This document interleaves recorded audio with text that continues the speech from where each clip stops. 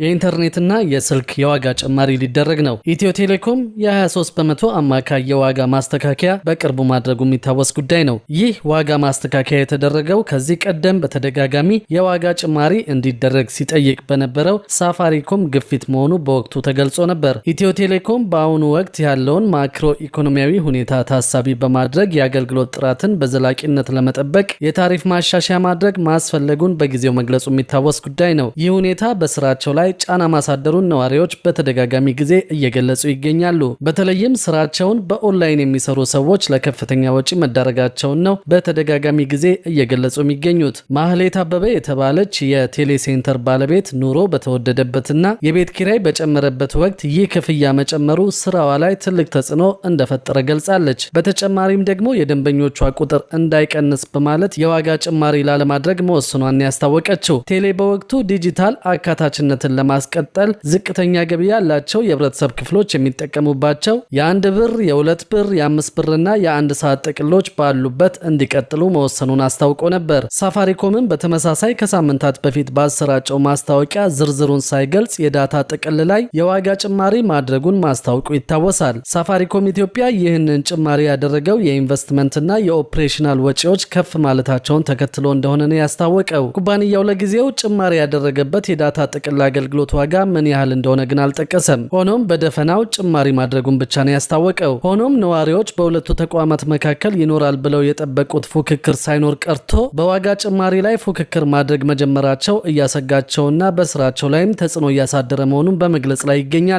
ይህ የዋጋ ጭማሪ እንዲኖር ሲጠይቅ የነበረው ሳፋሪኮም መሆኑ በይፋ ታውቋል። ኢትዮ ቴሌኮም ጉልህ የገበያ ድርሻ እያለው አገልግሎቱን በርካሽ ዋጋ ማቅረቡ ለሳፋሪኮም ውድድሩን አስቸጋሪ ስላደረገበት መንግስታዊ ኩባንያ ዋጋ እንዲጨምር መገደድ አለበት የሚል ትልቅ ቅሬታ እያቀረቡብን ነው ሲል ኢትዮ ቴሌኮም ከዚህ በፊት መግለጹ የሚታወስ ነው። ሳፋሪኮም እንግዲህ ዋጋውን እንዴት እንቀንሳለን ከማለት ይልቅ ኢትዮ ቴሌኮም ለገበያ እያቀረበበት ያለው ዋጋ ርካሽ በመሆኑ ለፉክክር ስለማይመቸኝ ኢትዮ ቴሌኮም ዋጋውን መጨመር አለበት በሚል ወደ መንግስት ተቋማት ሄዶ ክስ ማቅረቡን የታወቀው። በኋላ ላይም በሁለቱ ተቋማት መካከል የነበረው የዋጋ ጉዳይ የኮሚኒኬሽን ባለስልጣን በሰጠው ውሳኔ መሰረት ምላሽ ማግኘቱ ታውቋል። ሆኖም ግን በኢትዮጵያ ውስጥ የቴሌኮም አገልግሎት እየሰጡ ባሉት ሁለቱ ተቋማት መካከል አዲስ ውዝግብ መፈጠሩም ታውቋል።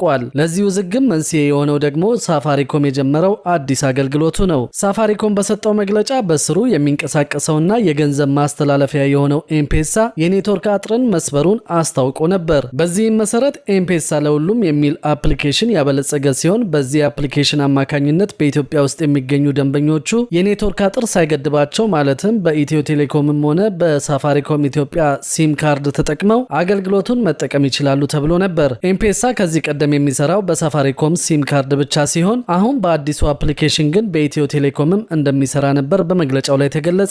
ይሁንና ሳፋሪኮም በወቅቱ በሰጠው መግለጫ ይህ አገልግሎት በኢትዮ ቴሌኮም ሲም ካርድ እንዳይሰራ መደረጉን አስታውቋል። በመግለጫው ኤምፔሳ ለሁሉም የተሰኘውን አገልግሎት ወደ ስራ ከማስገባቱ በፊት በኢትዮጵያ ብሔራዊ ባንክና በኢንፎርሜሽን መረብ ደህንነት አስተዳደር ወይም ኢንሳ ማረጋገጫ ማግኘቱን የጠቀሰው ሳፋሪኮም ይሁንና አገልግሎቱ የኢትዮ ቴሌኮም ሲም ካርድ ባላቸው ተጠቃሚዎች እየሰራ አለመሆኑን መረዳቱን በጊዜው ይፋ አድርጎ ነበር። በጉዳዩ ላይ ከሚመለከታቸው መስሪያ ቤቶች ጋር በመነጋገር መፍትሄ እንደሚያመጣ ቃል በመግባት ወደ ስራ መግባቱንም በጊዜው በሰጠው መግለጫ ላይ አስታውቋል። ሳፋሪኮም ከኢትዮ ቴሌኮም ጋር ያላግባባው መሰረታዊ ነጥብ ቢፈታም መፍትሄ የሚሻ ጉዳይ እንዳለው ከመግለጽ አልተቆጠበም። ሳፋሪኮም ኢትዮጵያ መሰረተ ልማትን በማጋራት ረገድ ከኢትዮ ቴሌኮም ጋር ተፈጥሮ የነበረው አለመግባባት መፈታቱን፣ ነገር ግን ከሞባይል ፋይናንስ አገልግሎት ጋር በተገናኘ አሁንም መፍትሄ የሚሻይ ጉዳይ መኖሩን አስታውቋል።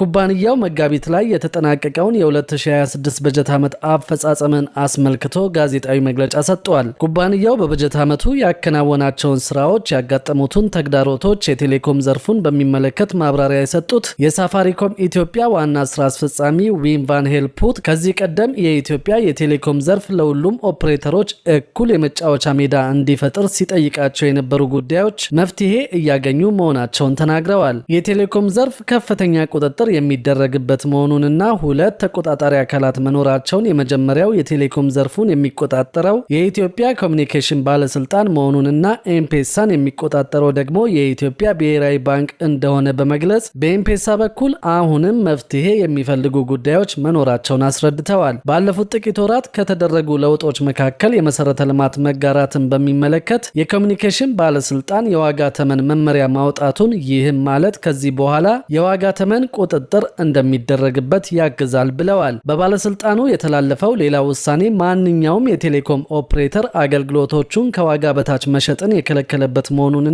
ይህም ዘርፉን ይበልጥ እንደሚያሳድገው አክለው ተናግረዋል። በቴሌኮም አገልግሎት ላይ የተደረጉ ለውጦች መልካም ቢሆኑም የመንግስት አገልግሎት የክፍያ ስርዓት ለሁሉም ተደራሽ እንዲሆንና ሁሉም የክፍያ አገልግሎት ሰጪዎች እኩል የመጫወቻ ሜዳ እንዲፈጠርላቸው በማድረግ ረገድ ከመንግስት በኩል በጎ ምላሽ እንጠብቃለን ሲሉ ኃላፊው ገልጸዋል። ኤም-ፔሳ የፋይናንስ አገልግሎቶችን ለማቅረብ እንዲችል አሁንም በሂደት ላይ የሚገኙ ስራዎች እንዳሉና ፖሊሲዎች መኖራቸውን፣ ነገር ግን አተገባበሩ የተወሰነ ጊዜ እንደሚወስድና በመጪዎቹ ከ6 እስከ 12 ወራት በአተገባበሩ ላይ እውነተኛ ለውጥ እንደሚጠበቅ ገልጸዋል። ሳፋሪኮም ኢትዮጵያ በአጠቃላይ 3500 ማማዎች እንዳሉት የገለጹት ዋና ስራ አስፈጻሚው ከዚህ ውስጥ 1500 ወይም 40 በመቶ ያህሉን ከኢትዮ ቴሌኮም በኪራይ እንዳገኛቸው ጠቁመዋል። በኪራይ ለሚያገኛቸው ማማዎች የሚከፈለው ገንዘብ ቁጥጥር ሊደረግበት እንደሚገባ የኮሚኒኬሽን ባለስልጣን መወሰኑን በመግለጽም በአመት ለኪራይ የሚከፈለው ከ5 እስከ 6 ቢሊዮን ብር ደርሰዋል። ባለፉት 12 ወራት በተለይም ባለፈው ሩብ ዓመት የቴሌኮም ኢንዱስትሪው ትርፋማ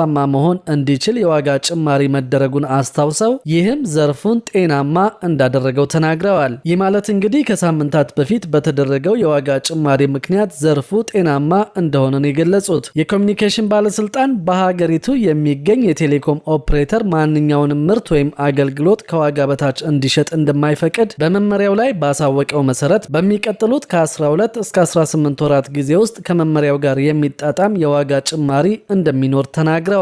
የዋጋ ጭማሪ ይኖራል ሲባል ደንበኞች በበጎ ላይመለከቱት ይችላሉ ያሉት ዋና ስራ አስፈጻሚው፣ ነገር ግን ሀገሪቱ ለቴሌኮም መሰረተ ልማት $5 ቢሊዮን ኢንቨስትመንት እንደሚያስፈልግ በመረዳት ተጨማሪ ኢንቨስትመንትን መሳብ ካስፈለገ ምርትና አገልግሎቶች ከዋጋ በታች መሸጥ እንደሌለባቸው ገልጸዋል። ሳፋሪኮም ኢትዮጵያ በተጠናቀቀው በጀት ዓመት 15.9 ቢሊዮን ብር ዓመታዊ ገቢ ማግኘቱን፣ ይህም ካለፈው ዓመት ጋር ሲነጻጸር የ130.9 በመቶ እድገት ማስመዝገቡን እንደሚያሳይ አስረድተዋል።